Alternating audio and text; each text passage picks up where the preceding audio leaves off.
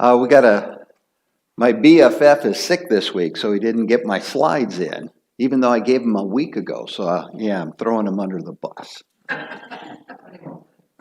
But he'll probably say, well, Rudy, I've showed you how to do that before. And that's correct. But, all right, thank you. The testing of our faith. I need to preface this lesson or set it up a little bit.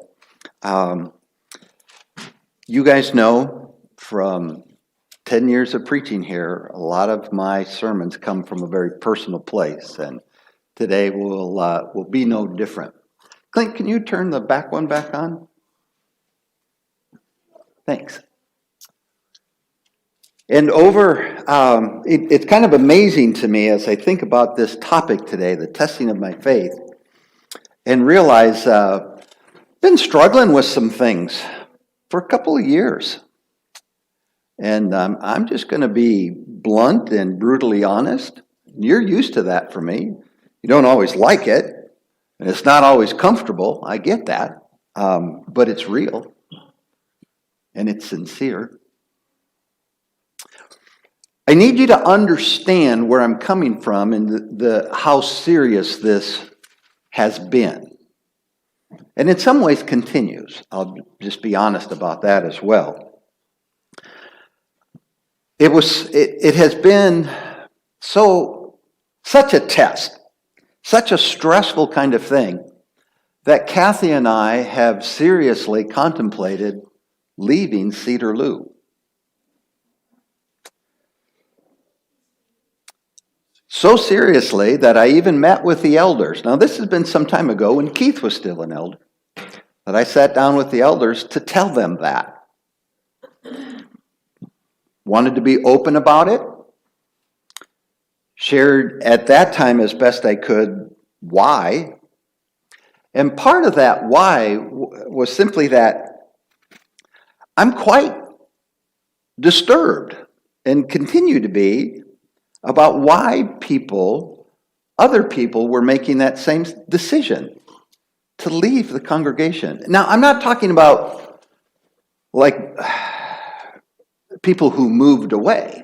Not talking about that. You understand that a job changes or retirement or whatever it might be, and people move. I mean, Kathy and I have been married a long time, and we've moved lots of times for lots of different reasons. That's not what I'm talking about. And I'm not going to name names because you know who they are that aren't worshiping with us anymore. So my question was, why? And I was preaching when some of those families left. So I'm like, what did I do wrong? And then that concern. Will I have to stand before my God in the judgment day and explain or answer to the reason why I drove somebody from the faith? You think that will test your faith? And when I say test, I mean stress. Okay? So that was going on. And one of the reasons, and I think some of you probably feel the same way, it was like a divorce for me. Now, I've never been divorced. Don't plan on it. Not sure where Kathy is on that, but, I'm... Yeah.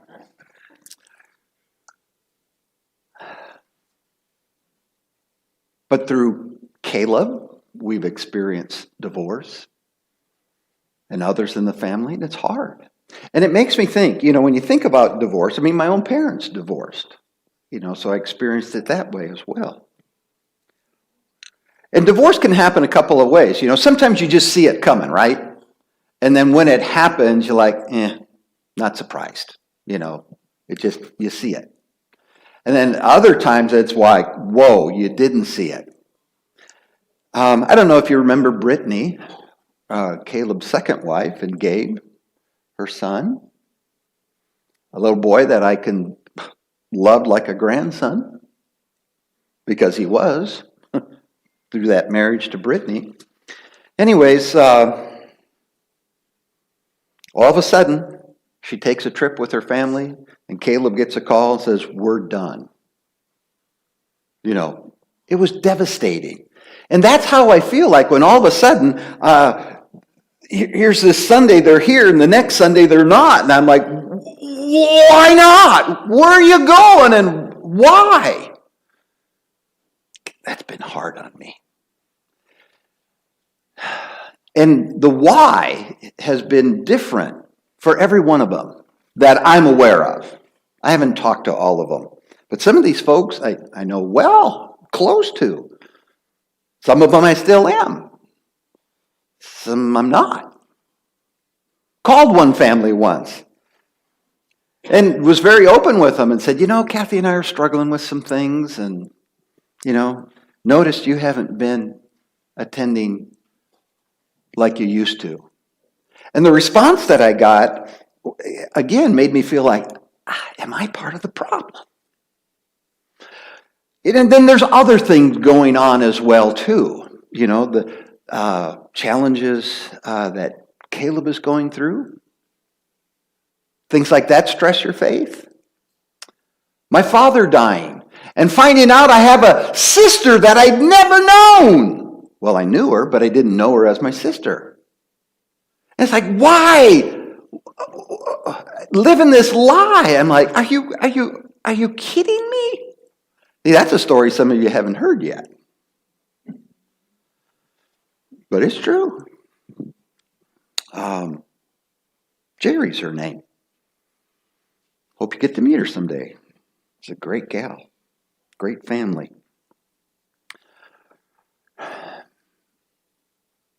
So this is where this is coming from, okay? And been trying to work through it. We never actually visited another congregation in person, but man, did we visit them online and check them out, and then we'd get ready like, okay, let's go visit. And then something would come up and we just didn't. Okay? And my prayer time in the morning is going to work. It's quiet. My vehicle knows the way to work, so I don't hardly have to drive. And I can pray. Especially this one, I just push a button and it steers itself. So I can even close my eyes and pray then. And I know. They're sweet, man. They're sweet. And I kept praying to God constantly through this time and continue to pray, Lord, you got to help me with this one. And I think in answer to those prayers, I came to this text in James chapter 1, text that we're all very familiar with. Let's read it. James chapter 1, beginning at verse 1. James, a servant of God and of the Lord Jesus Christ, to the 12 tribes in the dispersion, greetings. Count it all joy, my brothers, when you meet trials of various kinds, for you know that the testing of your faith produces steadfastness, and let steadfastness have its full effect, that you may be perfect and complete, lacking in nothing. Well, I got to tell you, with the stress of this, I think I'm ready to be the Pope, if that was a real thing, okay? Or should be. Oh my. So let's walk through this. One of the things I like to do whenever I look at a text is check the Greek, see if there's any challenging terms here or anything. And honestly, this is a well-translated verse, and really, I don't think there's any challenging words in there. Some challenging ideas, though. Count it all joy. Are you kidding me? Count it all joy? Now, I don't believe that means necessarily that when you're in the face of those trials and tribulations, those things that are creating stress for you and testing your faith, I don't think it necessarily means that you can be giddy about it as you go through it. But I do think it's more along the line of something that I read recently in looking at something that I thought might be fun for my grandson for Christmas or his graduation, maybe. Probably be something maybe more for his graduation. But it's one of those things. I don't know if you're familiar. I think it's Sugar Springs, the company, and they have these really neat little gifts. They're, necklaces and rings or earrings, different things like that. And they come in a beautiful box with some really cool sayings on it. And one of the things to the grandson was, basically the idea, I'm here for you, but please know that you're going to have some rough days. Not every day will be joyful, but learn to look for joy in every day. So it makes me think, as I go through these moments and these times, sometimes days, weeks, and months as they go on, it wasn't joyful.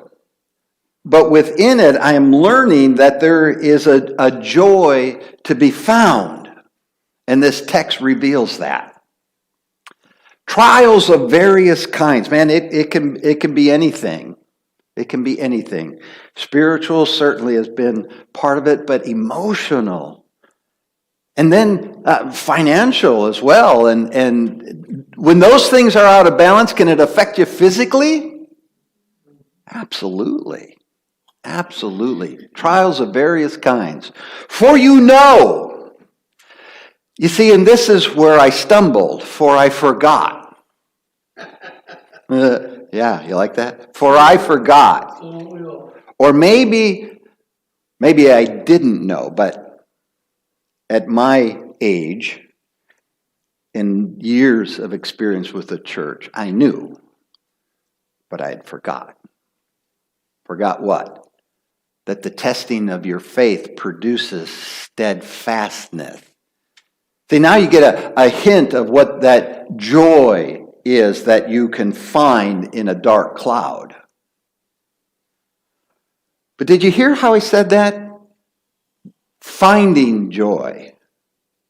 Have you ever found something? And of course the answer is yes. But most of the time, do you find something unless you're looking for it? I mean, I get it. Sometimes you accidentally find something or you stumble on something. Like Kathy looking for her phone around the house. Rudy, call my phone. I know what that means. She lost it again. But usually, if I'm not around to call her phone, she'll stumble on it, But the idea here is what are you focusing on? What are you looking for during those times? And let steadfastness have its full effect. It's a really important part of the passage here. Jumping ahead in chapter 1 to verse 12, blessed is the man who remains steadfast under trial. For when he has stood the test, he will receive the crown of life, which God has promised to those who love him. I don't think my trial is over yet, but I can confidently say I never lost my faith in God. And I know that because of every morning driving to work, that prayer, that belief that God will get me to the other side. I never did lose that. So remaining steadfast, how important is that? Because there's a gift, if you will, for those who remain steadfast. And we're talking about our eternal salvation, bottom line. Okay? Remaining steadfast. What's important about remaining steadfast? Well, first of all, you finish. You finish what you started. Okay? Oh, Kathy wishes I would be more steadfast with the projects around the house. Right? But that's a great analogy. As long as you keep working at it. Okay? When you do, you'll finish. And some tasks are bigger than others, obviously. Some are maybe a little harder to stick to. Along with remaining steadfast as you get to where you wanted to be. Well, I tell you what, I've never lost my desire to be in heaven. I've never lost my desire to be in heaven. But I tell you what, if I don't remain steadfast, that could be the cost. No, not could be, will be. That's what he's telling us in this text. There's an incredible cost for giving up. Along with it, these are really kind of all the same thing, but you get what you work for. You get what you work for. You grow and you learn. You get better. You get better. So think about, let's look at it from the flip side. Think about what you quit. Think about that for it. Have you ever quit anything? And I'm not talking necessarily a job, but maybe. For example, football in high school. I quit football in high school. I am soon to be 64 years old. Will you still need me? Will you still feed me? Yes, sir.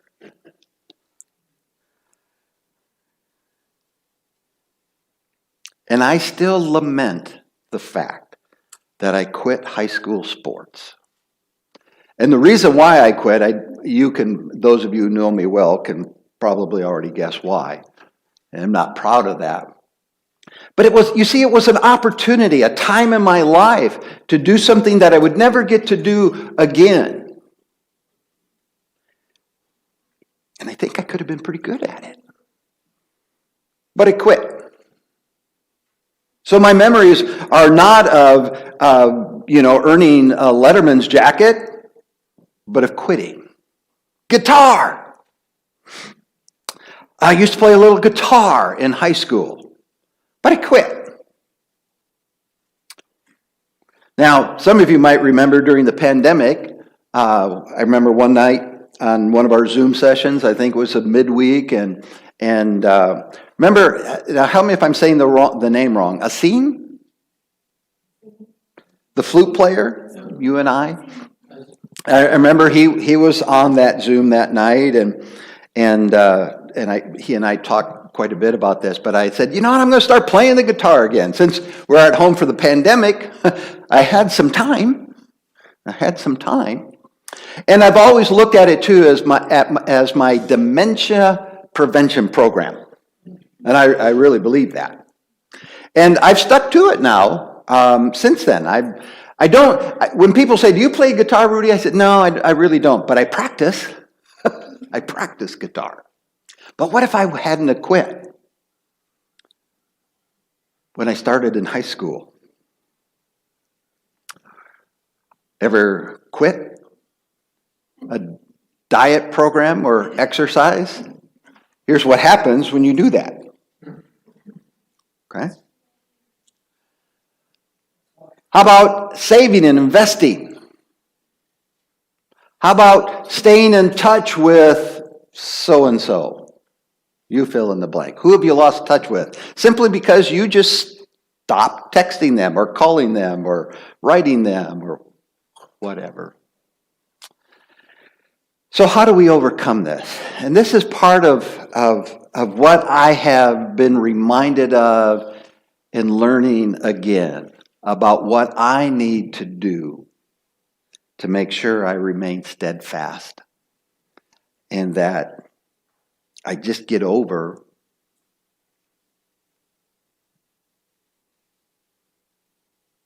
what's hurting. Sometimes you just got to work through the pain, the discomfort, the disappointment, and the setbacks. You just got to work through it. Because as our text reminds us, there's an incredible cost for not working through it. You willing to give up your salvation for it? Tell me what is worth giving up your salvation for?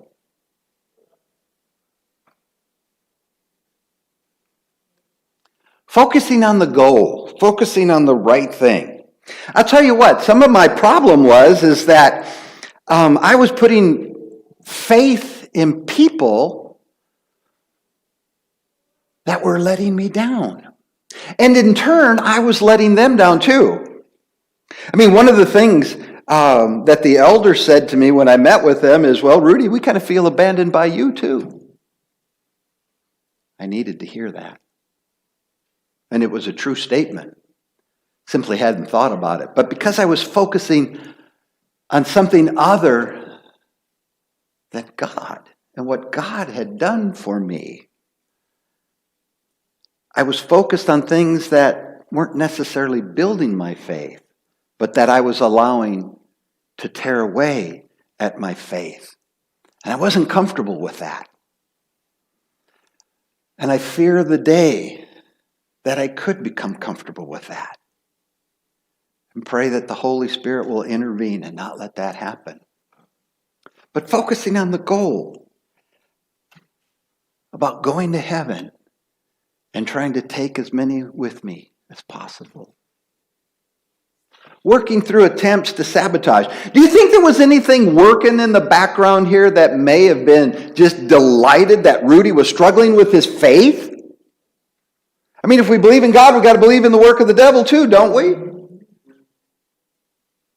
And doesn't the devil sometimes use us against us? We're fools if we don't believe that.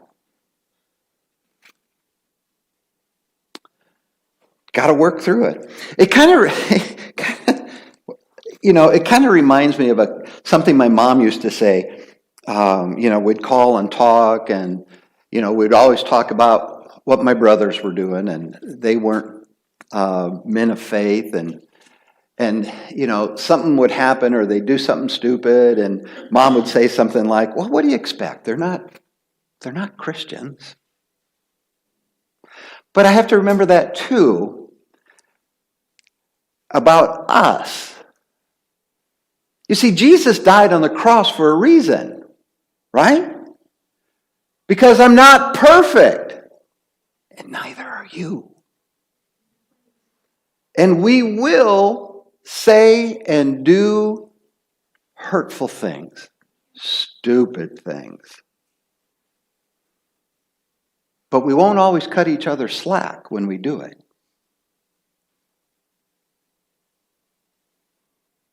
And we ought to be reminded every time we commune around this table that there is a reason to cut each other some slack. Sometimes steadfastness requires that we just start over. We just start over, okay?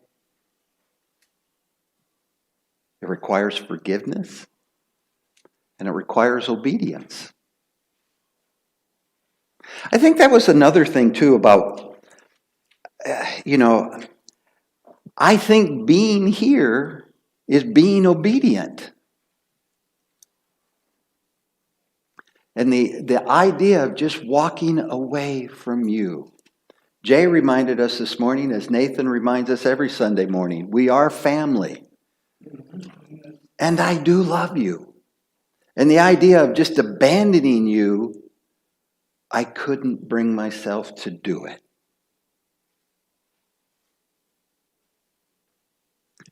And so that's why this list was so important to me. And I think part of God's answer to the prayer I've been praying for, guys, this has been going on a while. I mean, I think some of you, have noticed some of those things. And I feel the need to apologize to whoever put my name forth to be considered as an elder.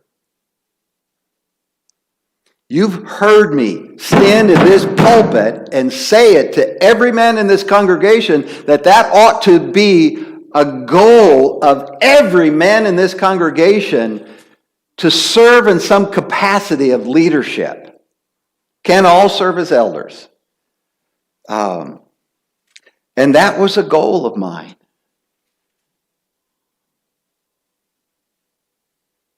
And I couldn't do it. I'm sorry.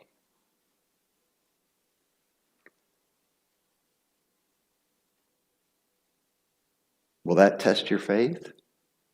Oh, come on. How can it not when you let people down? Count it all joy, my brothers, when you meet trials of various kinds. For you know that the testing of your faith produces steadfastness, and let steadfastness have its full effect, that you may be perfect, complete, lacking in nothing. So today's invitation is simply this. Does anybody else need to start over? Does somebody need a boost? Does somebody need to ask forgiveness? Does somebody need to model obedience? If you need to respond in any way, shape, or form, we're here for you today. Won't you come while together we stand and sing the song of encouragement that was selected?